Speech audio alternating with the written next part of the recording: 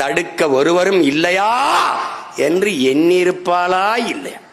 அந்த நேரத்தில் அவள் என்ன ஓட்டம், அவள் மன ஓட்டம், அவள் சிந்தனை எப்படி இருந்திருக்கும் என்பதை எண்ணி பார்த்தால் நீ தூங்கிட்டினா அதுக்கப்புறம் பேசுற.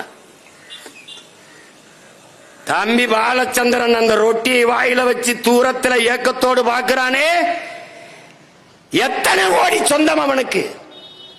பிரபாகரன் என்ற பெருந்தலைவன் தனக்கு வீடு கட்ட போராடினானா, தான் பிறந்த இனத்திற்கு நாடு கட்ட போராடினானா என்பதை அறிவார்ந்த தமிழ் சமூக தம்பி தங்கைகள் சிந்தியுங்கள்.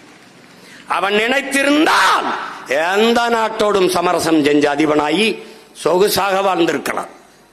இப்ப நாம நினைச்சிருந்தால் வாழ முடியுமா? முடியாதா? 2 விழுக்காடு, அரை விழுக்காடு, காவலுக்காடு வச்சிருக்கவனுக்கு அத்தனை சீட்டு இத்தனை கோடிங்கும் போது 8.22 விழுக்காடு வச்சிருக்கவனுக்கு என்ன எம்பிட்டு பேசியிருப்பான்? எம்பிட்டு பேசியிருப்பான் சொல்லு பாப்போம். 10 பேர் உள்ள போகலாம். நீங்க உள்ள போய் போனவன் என்ன பண்ணான்னு கேட்டா பதில் இல்லை. போனவன் என்ன பண்ண, மேசையை தட்டான். அதை எங்க வீடு மாட்டி சாணியை தண்டாலும் 2 ராட்டியாவது ஆயிரும். என்ன பண்ணினார்கள்?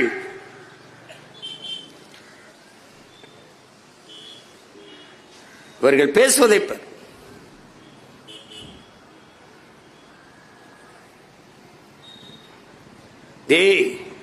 நமக்கு துரோகி யாரு எதிரி யாருன்னு தெரியும்.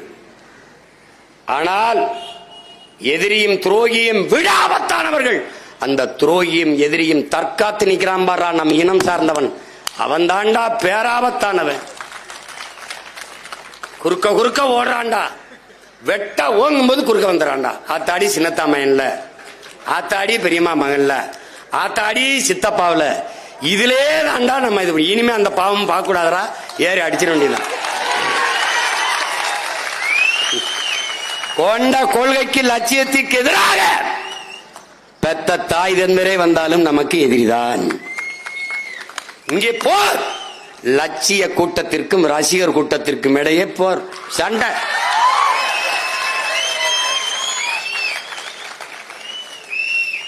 தமிழ் தேசியனத்தின் உரிமை விடுதலை என்ற புனித கனவை, உயர்ந்த லட்சியத்தை கொண்டிருக்கிற சித்தாந்தமா சினிமாவா? இதாண்டா சண்டை.